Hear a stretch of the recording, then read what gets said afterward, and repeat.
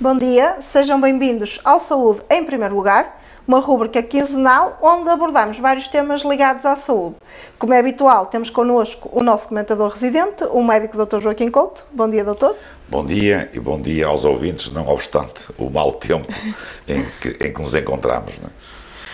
Hoje o nosso tema é a carreira de médico e o sistema remuneratório. Para começar, vamos falar sobre a formação dos médicos. Quantos anos são necessários para se chegar a ser médico e quais são as etapas? Bem, para chegar a acabar a licenciatura em medicina, fazer depois o estágio, a especialidade, que normalmente acontece, hoje já não há praticamente médicos sem nenhuma especialidade, são necessários entre 11, 12 anos, 13, depende das especialidades, mas eu vou estratificar, digamos assim, estes vários patamares. À entrada para a universidade, portanto, o nível digamos assim, académico é igual para todos, seja para a engenharia, para a medicina, para a arquitetura, seja para um curso qualquer, neste caso concreto ligado às ciências da saúde, todos entram com o 12º ano para as universidades. Depois, conforme os cursos e conforme as áreas de intervenção, os anos variam. No caso particular da medicina, estamos a falar de 6 anos de licenciatura, depois mais 2 anos ou 1 ano, depende, mas normalmente são 2 anos de estágio e depois o acesso à especialidade. E o acesso à especialidade não é um acesso direto, é preciso fazer um exame à respectiva especialidade, cujas vagas são determinadas pela Ordem dos Médicos, ainda em diálogo com o Governo, mas essencialmente pela Ordem dos Médicos, mas é uma questão que, portanto, que ainda encerra alguma polémica e eu já vou explicar porquê. Ou seja, resumindo e concluindo, para se profissionalizar e para começar a trabalhar, o médico não precisa de completar a especialidade. Pode começar a trabalhar logo no estágio, e o estágio é remunerado, que são os 2 anos. Depois, para entrar numa carreira, depois de feita a especialidade, mesmo assim tem de fazer um concurso público para aceder a essa vaga. Imagina um dermatologista, fez os 6 anos, fez os 2 anos de estágio, fez os anos de especialidade, 3 ou 4, conforme as circunstâncias, e depois disso, se quiser aceder a um lugar no quadro do Serviço Nacional de Saúde, tem de fazer novo concurso público.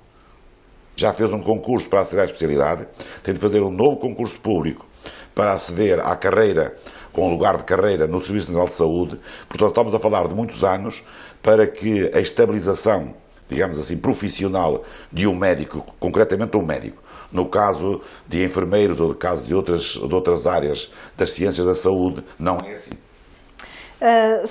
Então, os médicos portugueses são considerados os mais mal pagos da Europa. Mesmo após esses anos todos a estudar, conseguem ser os mais mal pagos da Europa. O que leva muitos médicos, após então concluir essa formação, esse período de formação, vão exercer para outros países. O que é que se pode fazer para alterar essa realidade? Bem, essa é uma questão que de vez em quando vem para o espaço público e é uma questão estrutural, digamos assim, de políticas do governo. Porquê? Porque a formação de um piloto, de um médico, sei lá, de um magistrado ou até de um quadro médio ou superior das Forças Armadas, enfim, podia citar aqui muitos mais outros, são responsabilidade do Estado e são, no fundo, pagos pelo Orçamento de Estado. Ora, a questão que se coloca aqui é esta.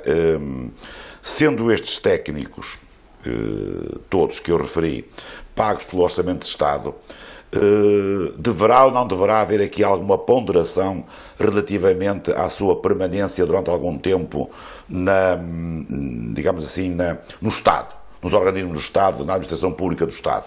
Essa é uma questão que está na praça pública, de vez em quando aparece e, portanto, ainda não teve resposta. Ou melhor, teve resposta em algumas áreas da governação, por exemplo, nas Forças Armadas e, por exemplo, noutros setores, mas no caso particular das ciências da saúde, ou no caso dos médicos, isto ainda não teve repercussão. E os médicos em Portugal, depende, uns ganham muito e outros ganham pouco, não é? Pois. Nós devemos estratificar isto.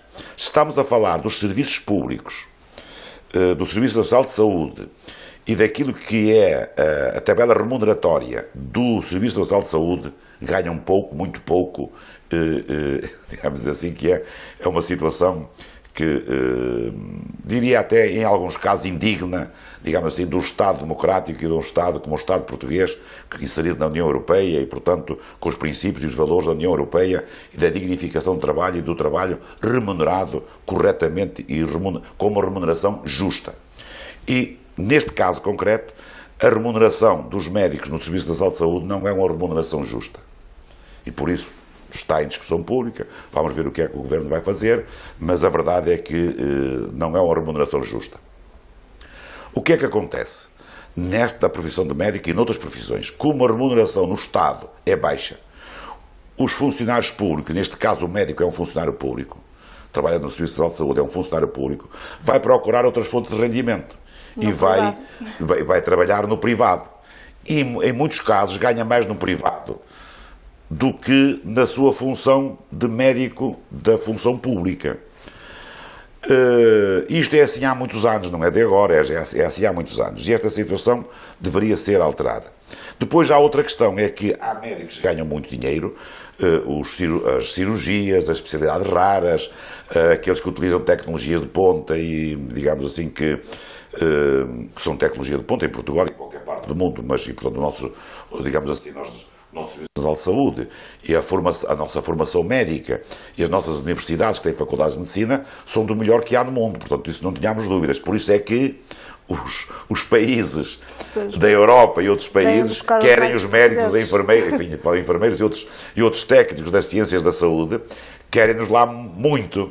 Porquê? Porque, voltando ao princípio da questão, se o Estado português é que gasta o dinheiro para os formar, e se depois esses países recebem lá fresquinhos, academicamente bem formados, com experiência profissional, portanto, esses países não gastam dinheiro nenhum com a sua formação e têm os médicos de top e os médicos digamos assim, de primeira categoria, porque de facto os nossos médicos, seja em Portugal, seja no estrangeiro, num país qualquer da Europa, dão cartas relativamente à sua profissionalização, à sua capacidade e à sua competência. E, portanto, seja na Alemanha, seja na Inglaterra, seja na Itália, eles dizem bem-vindos os médicos portugueses, porque assim nós não gastamos dinheiro com eles e temos médicos na mesma, aqui no nosso sistema.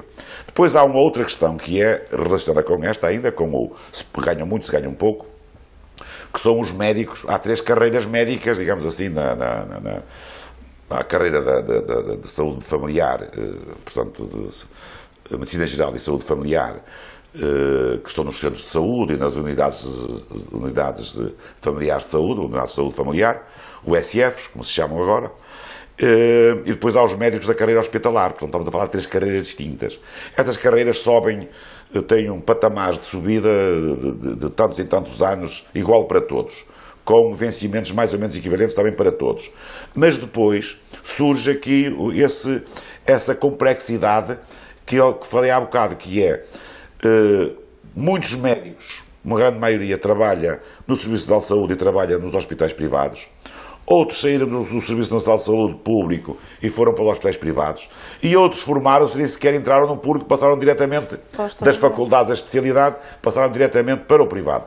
Há aqui, de facto, uma grande complexidade que conviria esclarecer, e eu não iria esclarecer, conviria regulamentar e tipificar e, digamos assim, no fundo, formalizar, para que todos os trabalhadores da saúde tivessem segurança do emprego e soubessem com que linhas se cosem agora e daqui a 10 anos, para que as pessoas também saibam como é que isto funciona e para não exigirem a este pessoal da saúde, nomeadamente aos médicos, coisas que às vezes não é possível. Portanto, ou seja, há aqui de facto muito para trabalhar no Serviço Nacional de Saúde relativamente aos seus trabalhadores e concretamente em especial aos médicos que trabalham no serviço, no SNS e que, por circunstâncias da vida, porque o vencimento de facto é muito baixo, acabam por trabalhar em 1 ou 2 ou 3 sítios fora, obviamente com provável excesso de trabalho, por isso é que eles não querem fazer horas extraordinárias, mais de 150, com prejuízo da sua vida particular e familiar, com prejuízo até de estudar e de se continuarem a formar, porque a medicina é uma profissão em que a formação é contínua, portanto é necessário que o profissional da saúde em geral, mas em particular o médico, continue a estudar aos 20, aos 30, aos 40, aos 50, aos 70, não é? Como eu faço ainda hoje estudo muito, não é? estudo muito medicina. Portanto, e de facto isto também é uma vocação, na maioria dos casos e na globalidade, e portanto há aqui muito a fazer relativamente a isto, mas é preciso que as pessoas se convençam que há médicos que ganham pouco, há médicos que ganham muito, há médicos que trabalham no público e há médicos que trabalham no privado. Pois, acumulando se calhar os mas dois. digamos assim, a responsabilidade não é deles, a responsabilidade é do Estado e dos sucessivos governos nos últimos 40 anos, para não ir mais além, que foram permitindo e foram também coabitando com esta situação. E hoje, nós já não estamos na década de 80 do século passado, estamos em 2023 e, portanto, o mundo mudou, as condições de vida mudaram, as famílias mudaram, o estilo de vida mudou e a qualidade de vida também aumentou e, portanto, é preciso adaptar tudo isto à nova realidade política, social e cultural do país e, neste caso concreto, é urgente que o Estado, os governos o façam. Mas isso não é verdade só para os médicos. É verdade para os médicos e para outras profissões, nomeadamente na função pública. E como é que é possível haver esta discrepância tão grande entre os salários pagos no privado e no público, o que faz com que os médicos, claro, vão trabalhar para o privado e nós ficamos sem médicos no Serviço Nacional de Saúde? Também aí há algum tabu, a mistificação. Nem todos os médicos ganham muito dinheiro no privado. Há muitos médicos que trabalham no privado e, digamos assim, a diferença entre aquilo que ganhavam no público e aquilo que ganham no privado não é muito grande, o que acumula. Portanto, ou seja, se tivermos um médico que trabalha no público e trabalha no privado, obviamente que vai ter um acréscimo de rendimento ao fim do mês. Mas em alguns casos que eu conheço, o acréscimo de rendimento não é muito grande. Portanto, ou seja, onde é que está a discrepância grande e que as pessoas, de facto, pensam, e é uma realidade, que alguns médicos ganham muito dinheiro? Está nas especialidades raras, naqueles que utilizam tecnologia muito sofisticada e de ponta dos hospitais privados, daqueles que fazem cirurgias também muito complicadas e muito complexas e que também a sua formação demorou muito tempo e demorou anos a adquirirem aquela experiência e aquelas capacidades. Mas isso é uma minoria. Pois, não é, por exemplo, generalizadamente as pessoas. Ou seja, há um mito assim, muito genérico de que é médico, é rico, tem muito dinheiro. Ora, isso não é verdade. Não é verdade. Não é? Mas, por exemplo, os anestesistas são dos médicos que são mais bem pagos. Pois, o ser bem pagos ou mal pagos... Assim, pronto, eles só têm que anestesiar a pessoa. Pois, o ser pagos ou mal pagos é uma questão relativa, porque temos de comparar, digamos assim, com aquilo que é o vencimento médio, enfim, da classe média portuguesa ou da classe administrativa, dos administradores ou da classe dirigente, ou de outros técnicos equivalentes, digamos assim, com o mesmo nível de formação e com o mesmo nível de especialidade ou de complexidade. Portanto, o ganhar muito ou ganhar pouco, e os anestesistas nem levam, que eu saiba, nem levam muito dinheiro por cada anestesia. Agora, se fizerem 2, 3, 4 anestesias por dia, obviamente que o valor sobe, não é? Mas essa não é o desejo, acho eu, que o desejo dos médicos não é esse. Os desejos dos médicos, em geral, é compatibilizar a profissão com o rendimento que têm ao final do mês, ao final do ano, com o seu estilo de vida, com a vida familiar, a vida social e, portanto, terem qualidade de vida. Ou está a saber que um médico que trabalha 14, 15 horas por dia não tem qualidade de vida. Pois, nem pode estar a 100%. Ou um médico que faz horas sucessivas de urgência, digamos assim, quase até entrar em burnout, não tem qualidade de vida. E, portanto, se há uns anos atrás muitos médicos não pensavam assim, os médicos agora, quando eu digo jovens, entre os 40 e os 50 anos, ou entre os 35 e os 50 anos, pensam nisso. E os mais novos querem constituir família, querem ter uma vida mais sossegada e, portanto, andando a correr de um lado para o outro para aumentar o seu rendimento mensal, porque o seu rendimento no Serviço Nacional de Saúde é baixo e, de facto, digamos assim, não é justo. Os médicos não querem, os médicos querem estabilidade, querem ter o seu estatuto social, querem ter o rendimento adequado e querem ter uma vida normal. Não querem mais isso. Nos últimos tempos, o país tem então atravessado uma grave crise no setor da saúde, afetando principalmente o sistema de urgências devido à recusa de alguns médicos em fazer mais de 150 horas extras anuais, conforme está estipulado na lei. Esta luta é digna? Como é que vamos atravessar esta crise que acaba por afetar todos os portugueses? Pois, a luta dos médicos, como eu disse, é digna, é justa e só peca por tardia, porque esta a situação, como eu falei no princípio, da complexidade disto, digamos, a solução de muitos problemas daqui surgidos foi sucessivamente adiada, e vários governos passaram e não resolveram nada.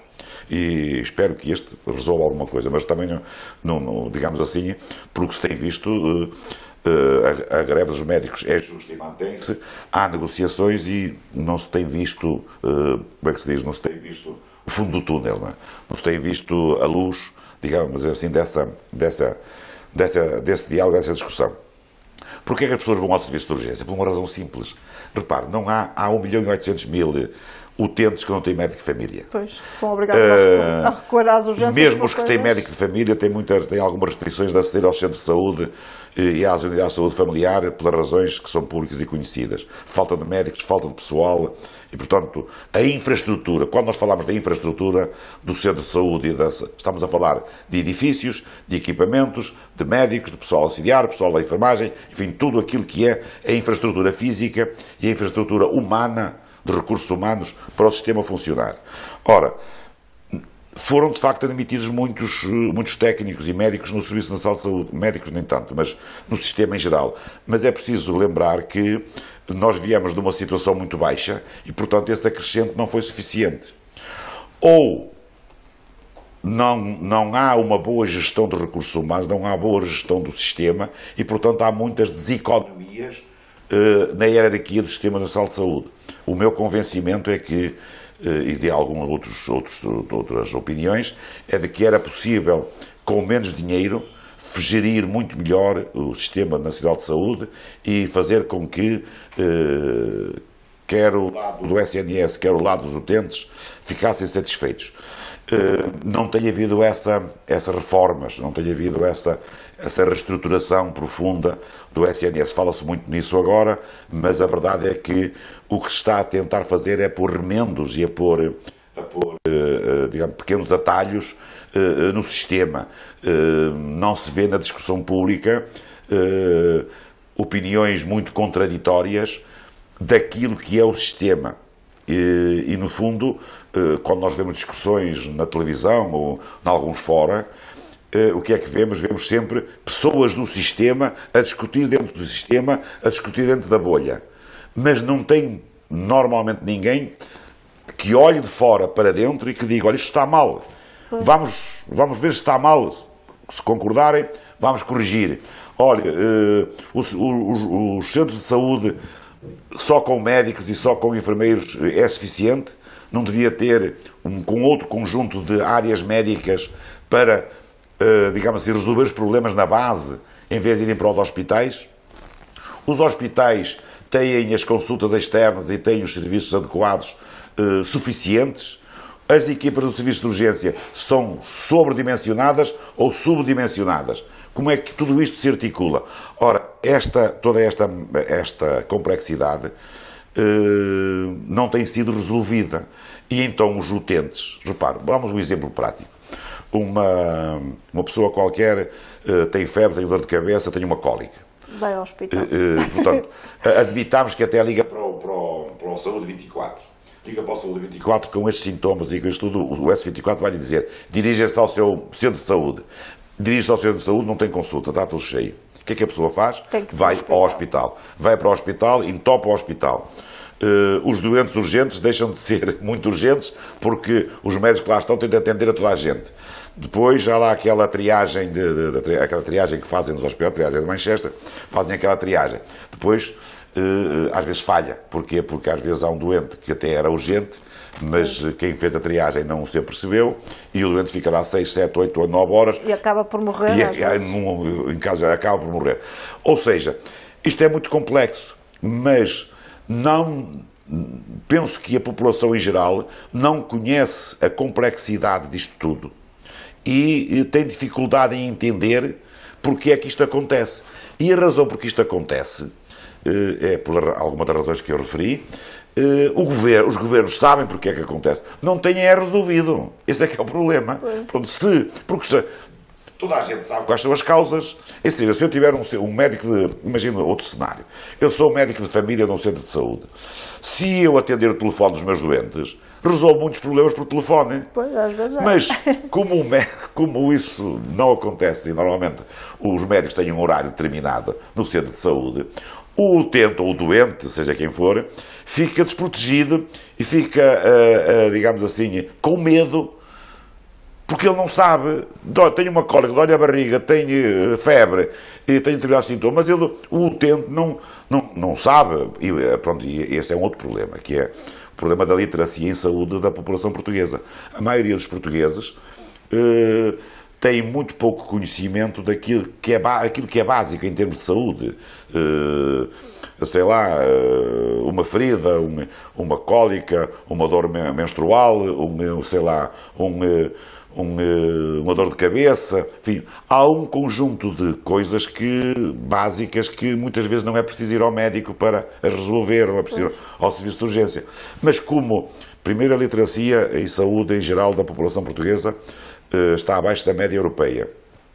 Em segundo lugar, com a infraestrutura de saúde, como nós estávamos a falar, degradada e, portanto, digamos assim, com muitos hiatos e com muitas dificuldades de atuação. As próprias infraestruturas dos hospitais, dos serviços complementares de imagiologia, os TACs, as ressonâncias magnéticas, as ecografias, as análises vão funcionando mais ou menos. Mas há um conjunto de infraestruturas tecnológicas altamente evoluídas que necessitam de conservação e necessitam de reparação e, portanto, ao longo dos anos e nos serviços públicos acabam por ficar um bocado para trás. O que é que acontece? Acontece que, muitas vezes, que os médicos preconizam determinado exame para o hospital A, para o hospital B, para aqui, para acolá. Ou não pode ser feito ao aparelho avariado. Resultado prático vai para o privado. Pois. Ou seja, do orçamento global da saúde, no final, dos 14 mil milhões de 2023, quase metade vai diretamente para os grupos privados, porque estão disponíveis e têm capacidade tecnológica para resolver os problemas e as ineficiências do setor público. Ou seja, se o setor público funcionar bem, obviamente que o setor privado será mais equilibrado com o público.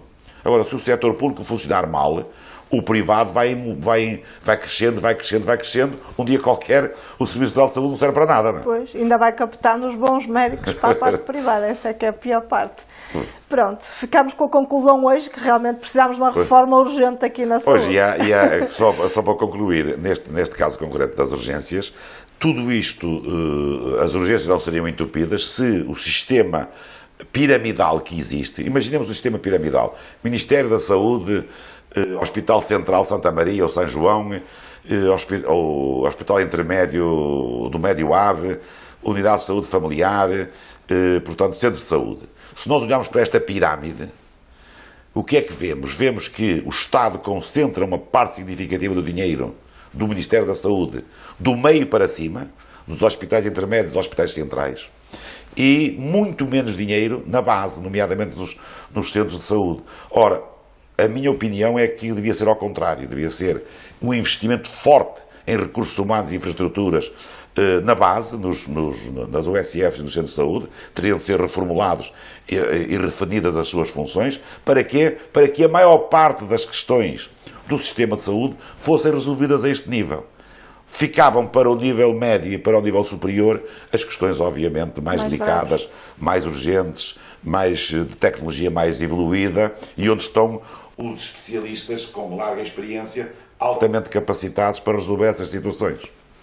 Bem, ficamos por aqui hoje, regressamos então daqui por 15 dias com mais assuntos relacionados com a saúde. Eu agradeço a paciência dos ouvintes e a compreensão, porque de facto este é um tema que interessa a todos os ouvintes, mas é um tema complexo.